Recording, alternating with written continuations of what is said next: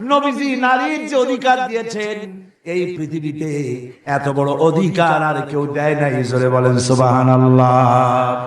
আমার ভাইয়েরা শুনুন, কোন মানুষের যদি 3টা মেয়ে হয়, রাসূলুল্লাহ বলেছেন 3 মেয়ের পিতা যদি কেউ হয়, তাহলে ওই 3টা মেয়েকে যদি যত্ন করে, ভালোবাসে, মহব্বত করে, দ্বীন শিখায়, আদব শিখায়, আর তাদেরকে যদি সৎপাত্রস্থ করতে পারে, কিয়ামতের দিন আমি মুহাম্মদ সাল্লাল্লাহু আলাইহি ওয়াসাল্লাম আর ওই 3 কন্যার পিতা বেহেশতে এক জায়গায় থাকবো।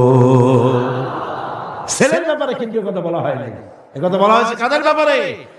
মেয়েদের ব্যাপারে। মা বোনেরা, আমি বিশ্বাস করি আপনারা যদি জানতেন, পৃথিবীর মুসলিম মহিলারা যদি জানতেন ইসলাম তাকে কি অধিকার দিয়েছে, তাহলে সব রকমের নারী পক্ষ, নারী অধিকার আন্দোলন, এই হাবিজাবি আন্দোলনের বুকে লাঠি মেরে সব মেলো রাস্তায় নেমে মিছিল করতে গভর্নমেন্টের বিরুদ্ধে। যে কোরআন আমাদের যে অধিকার দিয়েছে, রাসূল যে অধিকার দিয়েছে, সেই অধিকার ফিরিয়ে দাও।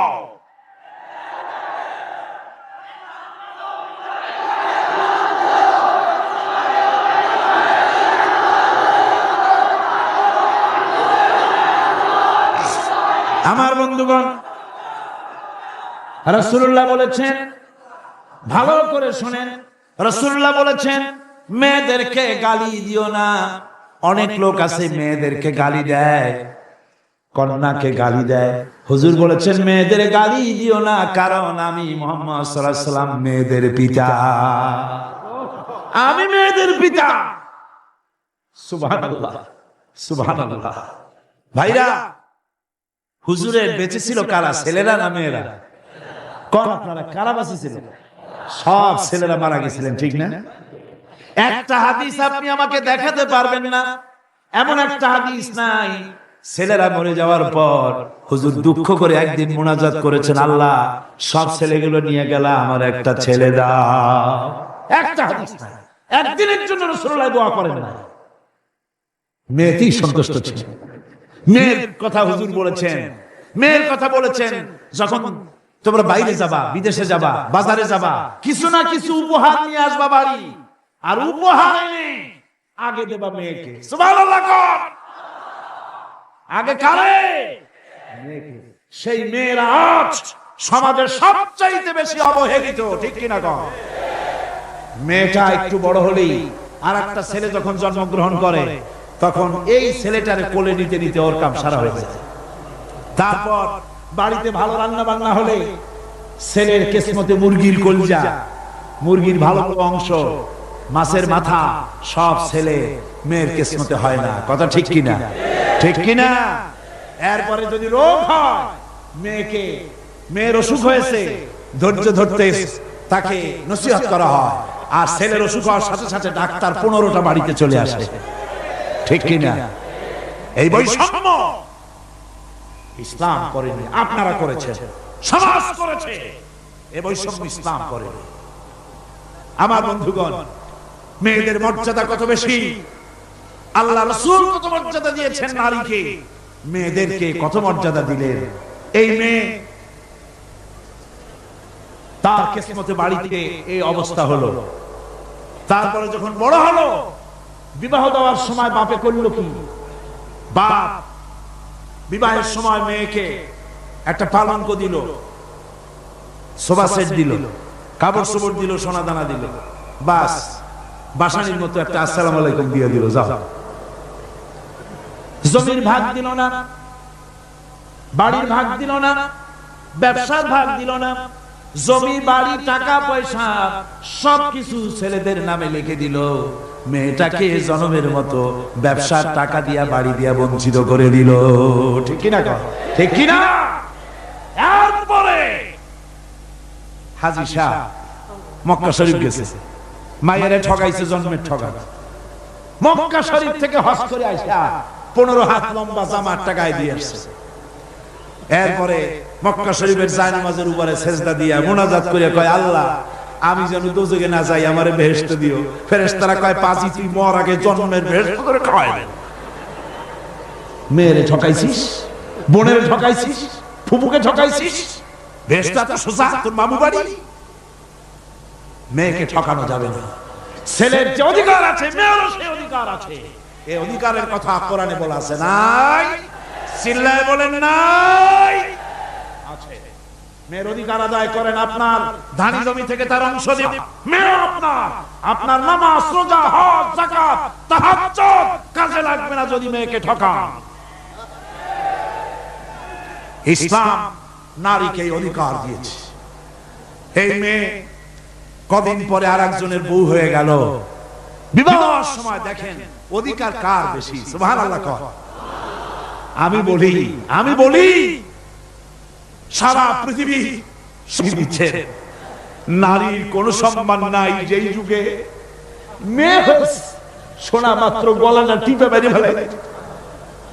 আল্লাহ কোরআন শরীফে বলছেন, বিআইয়ি যামবিন কুতিলাত, কোন অপরাধে মেয়েগুলির মেরে ফেলতেছো? অপরাধটা করছি, এই মেয়ে মেরে ফেলতেছে।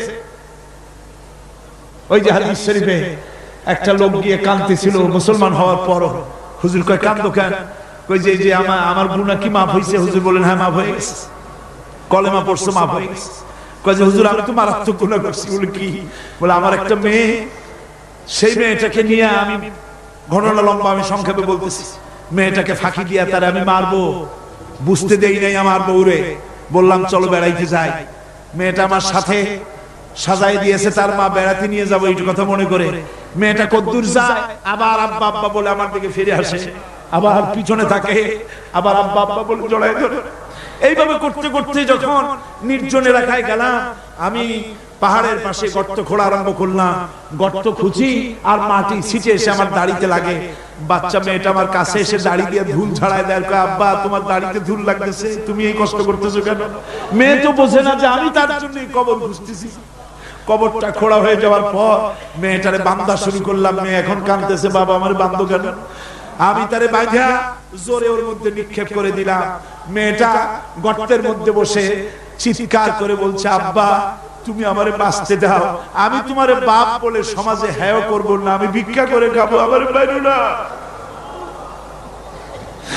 লোকটি বলছি, ইয়া রাসূলুল্লাহ, আমার মনে দরদ আসলো না। আমি একটা পাথর উঁচু করে আমার মেয়ের বুক লক্ষ্য করে জোরে মেরে দিলাম। বুকটা ফেটে রক্ত ফিনকি দিয়ে উঠলো, আর মেয়ের বুক থেকে আওয়াজ বেরোলো, আব্বা। আমার কানে যেন এখনো সেই আওয়াজ বাজে। হাদিস শরীফে এসেছে, হুজুরের চোখের পানি দাড়ি ভিজে ভিজে জামার উপরে পড়তেছিল। হুজুর বললেন, আহারে, মানুষও পারে এরকম কাম করতে।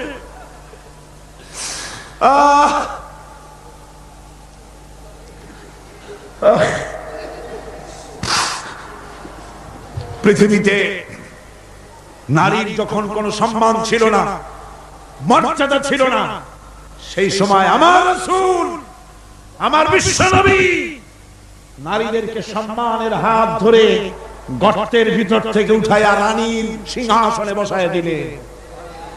সুবহানাল্লাহ, মায়ের মর্যাদা দিয়ে দিলেন। সুবহানাল্লাহ, নারীরা আমাদের মায়ের জাত। নারীরা আমার কি এর জাত? মায়ের জাত। আমার মা বোনেরা, তোমাদের সম্মান কত তোমরা জানো না। আমরা পুরুষ, আমাদের পায়ের তলে জুতা, আর তোমরা আমাদের মায়ের জাত। তোমরা নারী, তোমাদের পায়ের তলে আল্লাহর জান্নাত, আল্লাহর বেহেশতটা তোমাদের পায়ের তলে। এই সম্মান আল্লাহ তোমাদের দিয়েছে, নবী দিয়েছেন। সুবহানাল্লাহ। ভাইরা আমার, অধিকার ইসলাম দিয়েছে। বিবাহ যখন হয়, এই বিবাহের সময় এজেন্ট আনতে হয়। আর বিবাহ হচ্ছে বিবাহ বৈঠক। এজেন্ট আনার জন্য ওই যে কি জানি কয়, ম্যারেজ রেজিস্ট্রার বা মৌলভী সাহেব, কার অনুমতি আগে নেন? বলেন কার অনুমতি? তাহলে অধিকার ইসলাম পুরুষে দিল না মেয়ে লোকে দিল? আগে মেয়ে লোকের কাছে যাও, মেয়েটাকে জিজ্ঞেস করো সেই বিবাহে রাজি আছে কিনা।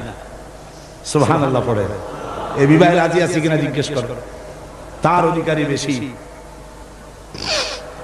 এরপরে এই বিবাহে করার ব্যাপারে কত বৈষম্য। আজ বিবাহ করতে গেলে যৌতুকের প্রথা এসেছে। রাসূলুল্লাহ যৌতুক দিয়েছিলেন, ওটা যৌতুক না, ওটা উপহার। ওটা হাদিয়া, রাসূলুল্লাহ তোহফা দিয়েছিলেন হুজুরের জামাই। সুবহানাল্লাহ, কি জামাই! এক জামাই তো জিন্নুর আইন, যাকে ফেরেশতারা পর্যন্ত লজ্জা করত যারে দেখে, হযরত উসমান রাদিয়াল্লাহু তাআলা আনহু। আরেকজন হযরত আলী কাররামাল্লাহু ওয়াজহাহু, হযরত আলী যার সম্পর্কে রাসূল পাক সাল্লাল্লাহু আলাইহি ওয়াসাল্লাম যাকে কত সম্মান দিয়েছেন, কত মর্যাদা দিয়েছেন, এই হলো হযরত আলী হুজুরের জামাই। আনা মদিনাতুল ইলম ওয়া আলিউম বাবুহা, আমি হলাম জ্ঞানের রাজ্য আর আলী হলো সেই রাজ্যে প্রবেশের দরজা। সুবহানাল্লাহ। ভাইরা, এই হলো জামাই। আর মেয়ে খাতুনে জান্নাত, বিনতে রাসূল, বেহেশতের সমস্ত রমণীদের সরদারিনী মা ফাতিমাতুজ জাহরা রাদিয়াল্লাহু তাআলা আনহা। কি উপহার দিলেন বিয়েতে রাসূল! এই মেয়ে আর এই জামাই, উপহার হলো খেজুরের ছোবড়ার একটা তোশক, পানি উঠাবার জন্য একটা মশক, আর আটা পেশা একটা জাতা। এই হলো নবীর মেয়ে আর জামাইয়ের জন্য উপহার। আজ সমাজের ভেতরে যৌতুক সৃষ্টি হয়েছে। এই যৌতুক নিতেছে মুসলমানেরা, কন্যা পক্ষের কাছ থেকে দাবি করে যৌতুক আদায় করা হচ্ছে। ঠিক কিনা কর? যৌতুক দিতে হবে, যৌতুক দিতে হবে। কি দিবা? পাজেরোজি লেটেস্ট মডেল, 10 লক্ষ টাকার ক্যাশ, গুলশানে অফিস, মঙ্গল গ্রহে বাড়ি। মানে মেয়ে জন্ম দিয়া বাপ এমন বিপদে পড়েছে যেন তওবা করা দরকার, আল্লাহ আমারে মাইয়া দিও না। ঠিক কিনা কর? সমাজের অভিশাপ, হারাম। আপনি মেয়ে বিয়ে দেওয়ার সময়, ছেলে বিয়ে দেওয়ার সময় কন্যা পক্ষের কাছ থেকে ডিমান্ড করতে পারবেন না। যদি বর কন্যা পক্ষ ইচ্ছে করে কিছু দেয়, দেওয়া সুন্নত, নেওয়া সুন্নত, কিন্তু দাবি করতে পারবেন না। দাবি করে যদি নেন, শুকরের মাংস খাওয়া কি? বলেন নাকি? কুত্তার পায়খানা খাওয়া কি? আর যারা জবাব দিলেন না তাদের জন্য কি মোবা? কুত্তার পায়খানা খাওয়া কি? সুতরাং মেয়ে বিয়ে, ছেলে বিয়ে দেওয়ার সময় কন্যা পক্ষের কাছ থেকে যৌতুক আদায়ের নামে দাবি করে কোনো কিছু শুয়ারের মানুষের মতো, কুত্তার পায়খানার মতো এসব জিনিস আপনারা কি দাবি করে আদায় করবেন? আমি আজকে দেখতে চাই যে সব পিতারা মাহফিলে এসেছেন, ছেলের বিয়ে আজও দেন নাই, সেই সব পিতারা কোরআনের মাহফিলে হাত তুলে শপথ করেন কুত্তার পায়খানা খাবেন না, শুয়ারের মাংস খাবেন না। হাত উঁচু করেন। ওই ছেলেরা, তুমি বাপ হইছো কবে? হাত নামাও।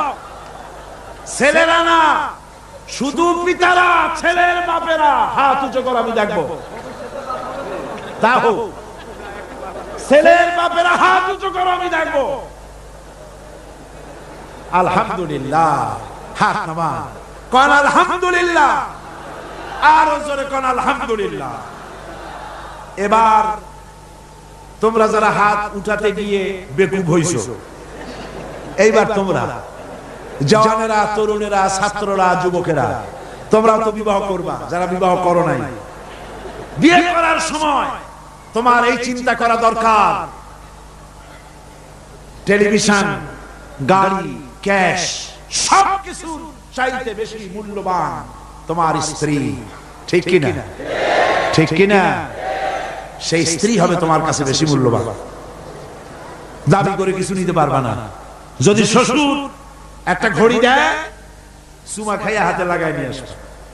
যদি একজোড়া জুতা দেয়, 14 গোষ্ঠীর কপাল মনে করে নিয়ে আসবা।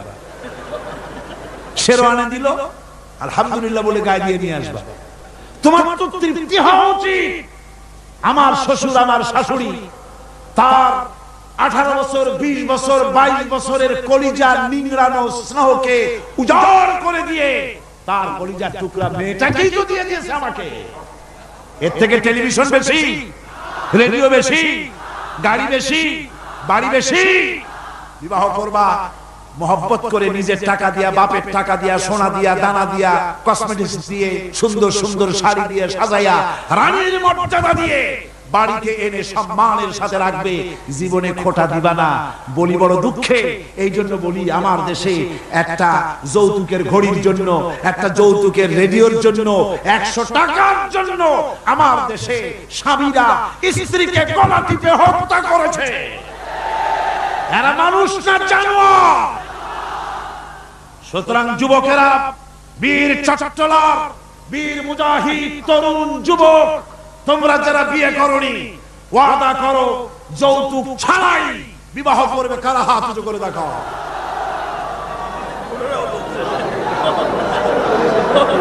বুড়ারা হাত তুললে তো মনে হয় যেন আবার বিয়ে করতে চায়। বুড়ারা না, জওয়ানেরা, জওয়ান বসো বসো বসো বসো। আলহামদুলিল্লাহ, জোরে কোন আলহামদুলিল্লাহ, আরো জোরে কোন আলহামদুলিল্লাহ। আমি তো দাঁড়াইতে বলি নাই, আমি তো দাঁড়াতে বলি নাই। ভাইরা দাঁড়ালেন কেন? বলছি দোয়া কবুলের রাত, দোয়া করিয়া যান। বসেন, কেউ দাঁড়িয়ে থাকেন না, সবাই বসেন। আর জোরে সরে একটুখানি দরুদ শরীফ পড়েন। সালাতুন ইয়া রাসূলুল্লাহ আলাইকুম, সালামুন ইয়া হাবিবাল্লাহ আলাইকুম। মোহব্বত দিয়ে কোন সালাতুন ইয়া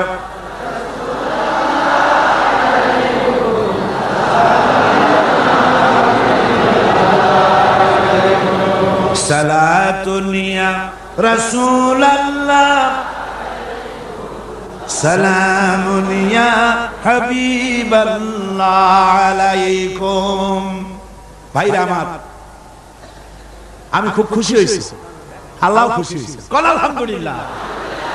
আজকের মাহফিল সার্থক। আপনারা বিশ্বাস করেন, আগামী জাতীয় নির্বাচনে যে পার্লামেন্ট তৈরি হবে, সেই পার্লামেন্ট যদি কোরআনের পার্লামেন্ট হয়, তাহলে যৌতুক বিরোধী বিল পাস করে যৌতুক প্রথার উপরে ঝাঁটা মেরে বঙ্গোপসাগরে আমরা নিক্ষেপ করব ইনশাআল্লাহ।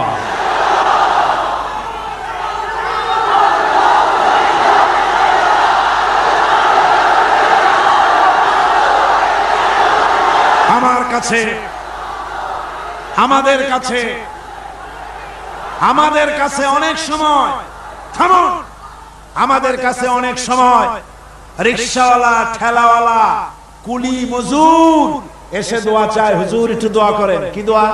4-5টা মেয়ে বিয়ে দিতে পারি না। কেন? আমার কাছে ঘড়ি চাই, টেলিভিশন চাই। দুঃখে লজ্জায় অস্থির হয়ে যায়। আহারে, লোকটা ঠেলা গাড়ি চালায়, রিকশা চালায়, ওর কাছে চাই টেলিভিশন আর ঘড়ি। ওটা কি মানুষ? কুত্তার চাইতে নিকৃষ্ট। এই যৌতুক প্রথা যদি বন্ধ হয়ে যায়, জিনা কমে যাবে, বিবাহ সহজ হয়ে যাবে। ঠিক কিনা গো? বিবাহ সহজ হয়ে যাবে। ভাইরা আমার, এরপরে বিবাহ হয়ে গেল, স্বামী স্ত্রীর ভিতরে মহব্বত হতে হবে। একটা জিনিস মাঝখানে আমি বলে নেই, সেটা হলো এই শাশুড়ি আর পুত্রবধূ ঝগড়া, সাপে নেউলে অবস্থা, একটা চিরন্তন অবস্থা। অবশ্যই এগুলি চিত্রগঙ্গে নাই, আছে। শাশুড়ি মনে করে ছেলে যখন বিয়ে করলো, হায় রে হায়, এত কষ্ট করে ছেলেটারে মানুষ করলাম, পুরা ছেলেটারে দখল করে ফেললো বউ। আমি শাশুড়িরা যারা আসছেন আজকের মাহফিলে, শাশুড়িদের উদ্দেশ্যে বলি, নিজের মেয়ের হাজার অপরাধ সহ্য হয়, পুত্রবধূর এক চুল পরিমাণ অপরাধ আপনার সহ্য হয় না। এটা ঠিক নয়। আপনি পুত্রবধূকে নিজের মেয়ের মতো দেখুন, আর পুত্রবধূরা তারাও নিজের শাশুড়িকে মায়ের মতো দেখুন। আর মনে মনে ভাবুন, চিরকাল আপনি পুত্রবধূ থাকবেন না, আপনিও শাশুড়ি হবেন। আপনার শাশুড়িকে যদি মায়ের মতো যত্ন আপনি করেন, তাহলে আপনার পুত্রবধূর কাছ থেকে আপনিও মায়ের যত্ন পাবেন।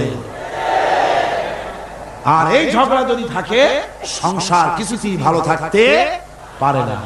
গেল শাশুড়ি পুত্রবধূ, এবার স্বামী স্ত্রী। স্বামী স্ত্রীর ভিতরে মহব্বত আল্লাহর এক নিয়ামত, কোন আলহামদুলিল্লাহ। হযরত আয়েশা সিদ্দিকা রাদিয়াল্লাহু তাআলা আনহা বলেছেন, রাসূলুল্লাহ ঘরের ভিতরে কোনো দৌলত ছিল না, কিন্তু ঘরটা মহব্বত দিয়ে ভরা ছিল। আমি গ্লাসে পানি পান করে গ্লাসটা যখন রেখে দিতাম, যেখানে আমি ঠোঁট লাগায়া পান করতাম, আমার নবী গ্লাসের সেই জায়গায় পা মুখ লাগায়া পানি পান করতেন। আমার দেশে বহুত স্বামী আছে, স্ত্রী বিয়ে করছে তো মনে করে যে আমি তো নওয়াবজাদা নসরুল্লাহ খান, আর বউ সারাদিন তুমি কাজ করবে। কেন সারাদিন বউ কাজ করবে? আপনি একটু কাপড়টা ধুইতে পারেন না? আপনি একটু তার থালাবালিটা ধোয়ার ব্যাপারে একটু সাহায্য করতে পারেন না? আপনি একটু তরকারি কোটার ব্যাপারে যেটা আপনি পারেন একটু সাহায্য করতে পারেন না? ঘরটা একটু আপনি গুছাইতে পারেন না? আপনি কোন বড় লাটের বড় লাট? এবার শুনুন রাসূলুল্লাহর আচরণ। হযরত আয়েশা বলেছেন, আল্লাহর নবী দিনের কাজ করে যখন ঘরে ক্লান্ত শ্রান্ত হয়ে ফিরেছেন, এসে দেখেছেন আমার রান্না তখনও শেষ হয় নাই। নবীজি ক্ষুধার্ত ছিলেন, ক্লান্ত ছিলেন, আমার রান্না তখনও হয় নাই দেখে নবীজির চক্ষু লাল হয় নাই, ভুরু কুঞ্চিত করেন নাই, বিরক্তির ভাব দেখান নাই, ভর্ৎসনা করেন নাই, বরং আমার পাশে বসে তরকারি কুটে অথবা রুটি সেকে আমাকে সাহায্য করেছে। এই ছিল আমার রাসূল। নারীদের প্রতি সহনশীল হও, নারীদেরকে সম্মান করো। চট্টগ্রামের তরুণ যুবকদের বলি, কলেজ বিশ্ববিদ্যালয় হাই স্কুল মেয়েদের যখন ছুটি হয়, নির্লজ্জের মতো কলেজের গেটে মহিলা স্কুলের সামনে দাঁড়ায় থাকো কেন? ঠিক কিনা কও? তোমাদের জ্বালায় মেয়েরা নিরাপদে হাঁটতে পারে না। তুমি মেয়ের লোককে যখন দেখো, পরের একটা মেয়ে, তুমি ভাবতে পারো না এটা আমার মা, এটা আমার বোন? এইরকম চোখে দেখো। নারীকে সম্মান করো। মহিলা স্কুল মহিলা কলেজের সামনে ভিড় করো না, তাদের সহজে যাতায়াত করতে দাও। এটাই ইসলাম বলে। বউকে সাহায্য করো, স্ত্রীকে সম্মান করো, মর্যাদা দাও, সমান অধিকার। তবে এক জায়গায় স্বামীর অধিকার একটু বেশি। সেটা কোথায়? তিরমিজি শরীফের হাদিসে এসেছে, একবার আল্লাহর নবী এক পাহাড়ি এলাকা থেকে যাচ্ছিলেন, জঙ্গলের এক উট এসে নবীজির পায়ের উপরে সিজদায় পড়ে গেল, পায়ের উপরে চুমো খেলো। সাহাবায়ে কেরাম বললেন, ইয়া রাসূলুল্লাহ, পাহাড়ের উট হুজুরের পায়ে সিজদা দিয়া ধন্য হয়ে গেল। হুজুর যদি অনুমতি দিতেন, আমরাও হুজুরের কদমে সিজদা দিয়া ধন্য হয়ে যেতাম। নবীজি বলেন, মানুষ মানুষকে সিজদা করা হারাম। আমি যদি মানুষ মানুষকে সিজদা করার জন্য যদি পারমিশন দিতাম, তাহলে দুনিয়ার সমস্ত স্ত্রীদেরকে বলতাম তারা যেন তার স্বামীর সিজদা দেয়। স্বামীর মর্যাদা এখানে বেশি। রাসূলুল্লাহ আরো বলেছেন, কোন স্ত্রীর মউত হয় যদি এমন অবস্থায় যে তার স্বামী তার প্রতি খুশি ছিলেন, আল্লাহ রাসূল বলেছেন মেয়ে লোকটি সোজা আল্লাহর জান্নাতে চলে যাবে। স্বামীর মর্যাদা এখানে বেশি। স্বামীকে লক্ষ্য রাখতে হবে, উভয়ের অধিকারের প্রতি যত্নশীল হতে হবে। এরপরে যখন সে মা হয়ে গেল, আমার বন্ধুগণ, নারী যখন মা হয়ে গেল, মর্যাদা তখন তার এত বেড়ে গেল। রাসূলের কাছে প্রশ্ন হলো, হুজুর খেদমত করব কার?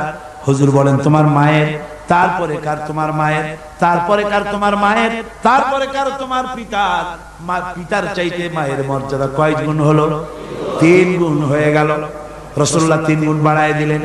সুতরাং আমি বলি আপনাদেরকে, মা আপনার বড় পীর, বাপ আপনার বড় পীর, কোনোদিন ভুলে যাবেন না। কথাটা বারবার বলি আমি, যত জায়গায় মাহফিলে যাই, আমি ওলামারা সবাই বলেন, আমিও বলি, সব জায়গায় মানুষকে স্মরণ করায় দেই, আপনার কাছে আপনার মা বাপের চাইতে বড় পীর আর নাই।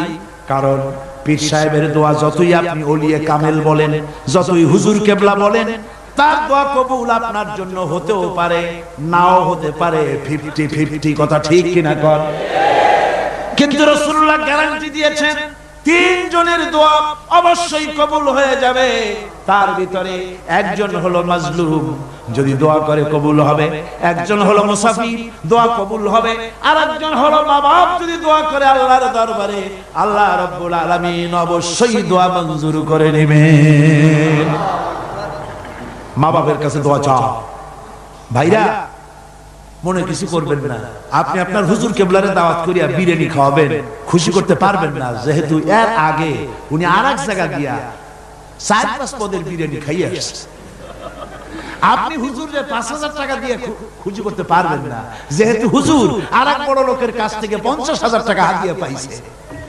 আপনি একটা শাল দিয়া হুজুরকে খুশি করতে পারবেন না, যেহেতু অনেক দামি শাল হুজুরকে আরেকজনে হাদিয়া দিয়েছে, ঠিক কি না? কিন্তু আপনি যদি আপনার মা কি এই বেদানার দিনে বাজারে বাজারে পথে ঘাটে বেদানা পাওয়া যায়, আঙ্গুর পাওয়া যায়, ভালো ভালো ফল পাওয়া যায়, এগুলো কিনে নিয়ে মায়ের কাছে বসে বেদানা খুঁড়ে, মা কথা বলতে পারে না, বুড়ি হয়ে গেছে, মায়ের কাছে বসে মায়ের মুখে যদি তুলে দেন, আল্লাহর আরশ খুশি হয়ে যাবে, দোয়া মঞ্জুর হয়ে যাবে। হযরত বাইজিদ বুস্তামি ওই ঘটনা কে না জানে। রাতের আধারে পানির জন্য চাইলেন, ছেলে পানি পাইল না, ছোট্ট মানুষ পানি আনতে কোথায় চলে গেল, এসে দেখে মা ঘুমানো, পানি নিয়ে দাঁড়ানো। রাত চলে গেছে, ফজরের পর দেখে ছেলে কাঁপে, হাতে পানি। বাবা তুমি কাঁপো কেন? গ্লাস নিয়ে বলল, মা গভীর রাত্রে পানি চেয়েছিলেন, দিতে পারি নাই, বহু দূর থেকে পানি এনে দেখি ঘুমায় গেছো, তা তুমি ঘুমাও নাই কেন? ঘুমাইলাম না মা, আবার যদি পানি চান সময় মতো যদি দিতে না পারি আপনার কষ্ট হবে, সেই জন্য পানি নিয়ে আমি দাঁড়ায় আছি। বাইজিদের মা বাইজিদের হাতের থেকে পানি নিয়ে পান করে, কম্বলটা গায়ে দিয়া বাচ্চারে শোয়ায় দিয়া উযু করে ফজরের নামাজ পড়ে সিজদায় গিয়া মায়ের চোখের থেকে পানি পড়ছে। মা বলে, রব্বুল আলামিন, আমি বাইজিদের মা, আমি যতই গুনাহগার হই না কেন, মায়ের দোয়া বাচ্চার জন্য কবুল হয় বলে তোমার হাবিব বলেছেন। আমার ছোট্ট বাইজি আমার জন্য যা করেছি, আমার কলিজা ঠান্ডা হয়ে গেছে। রব্বুল আলামিন, তুমি আমার বাইজিকে সুলতানুল আরিফিন বানাইয়া দাও। দোয়া মঞ্জুর, সুবহানাল্লাহ। ভাইরা খবরদার ভুল করবেন না, আপনার সবচাইতে বড় পীর আপনার মা বাবা। সবচাইতে বড় পীর কে? আমি এবার বোনেদের ব্যাপারে, আমার বোনেদের ব্যাপারে শেষ কথা বলবো। ইসলাম আপনাকে অধিকার দিয়েছে লেখাপড়া করার, প্রশাসনিক দায়িত্বশীল হওয়ার অধিকার আছে, আর্মিতে যাওয়ার অধিকার আছে, সব অধিকার আছে পুরুষের। যত অধিকার ইসলামী রাষ্ট্রে আপনার তত অধিকার, কোনোটা খাটো নাই, তবে ক্ষেত্র ভিন্ন, পর্দার সাথে থাকতে হবে। রাসূলুল্লাহ আল্লাহ পাক বলেছেন, এমন একটা চাদর পরো যেই চাদরটা পরলে মাথাটা, গলাটা, বুকটা ঢেকে যায়, এমন চাদর পরো। ব্যাংকে চাকরি করা যাবে, অফিসে চাকরি করা যাবে, কলেজে বিশ্ববিদ্যালয়ে চাকরি করা যাবে, ব্যবসা করা যাবে, সব করা যাবে, তবে পর্দার ভিতরে থেকে। বেপর্দা হলে পরে জাহান্নামে যাওয়া লাগবে। জোরে কর নাউজুবিল্লাহ। পর্দার সাথে আপনাদের থাকতে হবে। আমার মা বোনেরা চাদর পরে, বোরখা পরে, বোরখার চাদর ছেড়ে দিয়েন না। দেখবেন একটা জিনিস লক্ষ্য করেন, বোরখা নাই, মাথার চুল টুল ছেড়ে দিয়ে, লিপস্টিক লাগায়া, মেকআপ পরে, তারপরে যদি কোনো দোকানে যান মার্কেটিং করতে, সেলসম্যান দেখেই কবে, আপা আসেন আসেন, বাবি সাহেব আসেন। আর যদি একটা বোরখা পরে যান, বলবে খালাম্মা বসে। একটা অজানা একটা পুরুষ আপনার আপা কইলো, ভাবি কইলো, এতে মজা না? আপনাকে খালাম্মা বলে সম্মান করলো, সম্মান কোনটায়? সুতরাং বোরখা পরে, চাদর পরে। ইসলাম আপনাকে যে বোরখা পরতে বলেছে, চাদর পরতে বলেছে, আপনার সম্মানের জন্য, আপনার মর্যাদার জন্য। মা বোনদের ব্যাপারে সর্বশেষ কথা, অনেকের বাড়িতে চাকর চাকরানি থাকে, কাজের মেয়েরা থাকে, কাজের ছেলেরা থাকে, থাকে না? থাকে না? অনেক বাড়িতে কাজের মেয়ে লোক, কাজের লোক থাকে, কিন্তু গৃহকর্ত্রী এই কাজের লোকগুলির উপরে, চাকর চাকরানির উপরে এত জুলুম করে যে জুলুম মধ্যযুগেও ছিল না। ঠিক কি না? কোথায় কোথায় মারধর করে, নিজেরা যা খায় তার থেকে নিম্নমানের খাবার দেয়, ভালো শোবার পায় না, ভালো খাবার পায় না। আর মার তো আছে। আমার মা বোনেরা তিরমিজি শরীফের হাদিস শুনুন, আল্লাহর নবী বলেছেন শ্রমিকের উপরে, কাজের লোকদের উপরে যে অত্যাচার করবে, অধিকার আদায় করবে না, কিয়ামতের দিন সে আল্লাহর জান্নাতে যেতে পারবে না। আপনি যতই নামাজ রোজা করেন, আল্লাহর দরবারে জান্নাতে যাওয়া যাবে না, যেহেতু আপনি জুলুম করেছেন কাজের লোকদের প্রতি, শ্রমিকদের প্রতি, শ্রমিকের প্রতি জুলুম করা যাবে না। মা বোনদের কথা শেষ। বন্ধুগণ, এখনই মুনাজাত হবে। মুনাজাতের আগে আসুন আমরা তওবা করি। সবাই পড়েন আউযু বিল্লাহি মিনাশ শাইতানির রাজীম। সব ভাই নামাজের কায়দায় বসেন, নামাজের কায়দায় বসুন, আর কিবলামুখী তো হয়েই আছে। আউযু বিল্লাহি মিনাশ শাইতানির রাজীম। বিসমিল্লাহির রহমানির রহিম। আস্তাগফিরুল্লাহ, আস্তাগফিরুল্লাহ, আস্তাগফিরুল্লাহ রাব্বি মিন কুল্লি যামবি ওয়া আতুবু ইলাইহি লা হাওলা ওয়ালা কুওয়াতা ইল্লা বিল্লাহিল আলিয়্যিল আযীম। আয় আল্লাহ তাআলা, আমি আর জীবনে কখনো শরীয়তের ওজর ছাড়া ফরজ নামাজ, ফরজ রোজা ছেড়ে দেব না। সবাই বলেন ইয়া আল্লাহ। এই মুহূর্ত থেকে মদ, জুয়া, মিথ্যা, সুদ, ঘুষ, জেনা, অশ্লীলতা, পাপাচার, মিথ্যা, অহংকার, সব রকমের কাবায়ের থেকে তোমার কাছে তওবা করতেছি। তওবা ইয়া রাব্বি, তওবা ইয়া রাব্বি, তওবা ইয়া আল্লাহ, তওবা ইয়া আল্লাহ, তওবা ইয়া আল্লাহ। লা ইলাহা ইল্লাল্লাহু মুহাম্মাদুর রাসূলুল্লাহ। আশহাদু আল লা ইলাহা ইল্লাল্লাহু ওয়াহদাহু লা শারীকা লাহু ওয়া আশহাদু আন্না মুহাম্মাদান আবদুহু ওয়া রাসূলুহু। আল্লাহুম্মা আমিন। রব্বানা যালামনা আনফুসানা ওয়া ইন লাম তাগফির লানা ওয়া তারহামনা লানাকুনান্না মিনাল খাসিরিন। ربنا ظلمنا أنفسنا وإن لم تغفر لنا وترحمنا لنكونن من الخاسرين.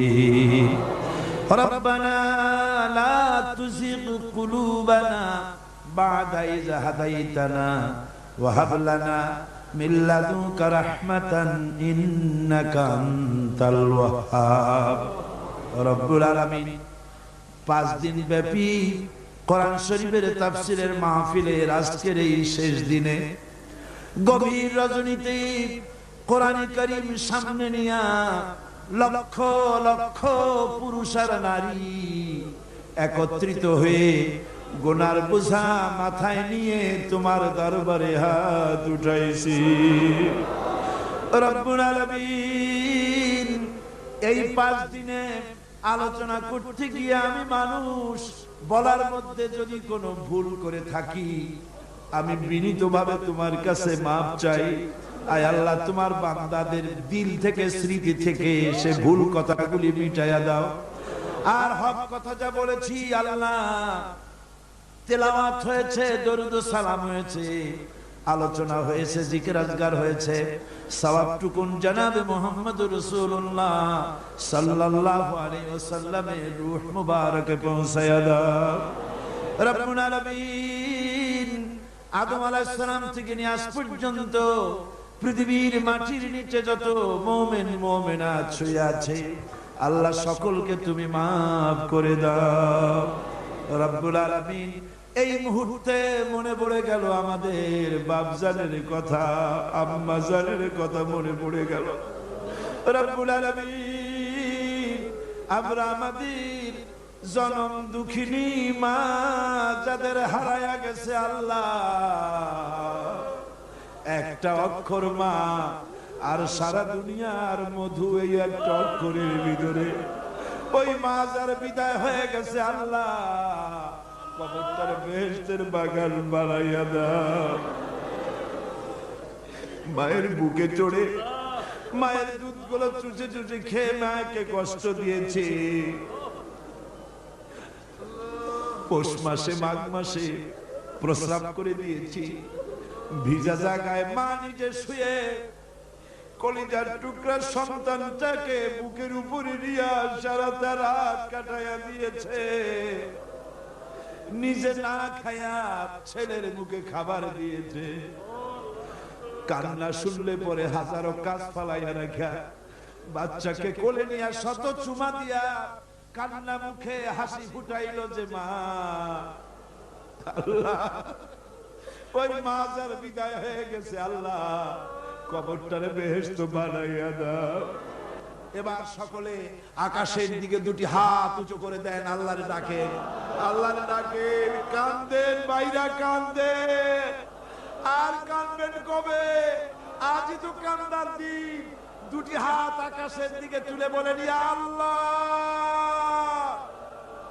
আমাদের স্ত্রীদেরকে হেদায়েত করে দাও, তাদের পর্দানশীনা বানাও, তাদেরকে মুত্তাকি বানাও।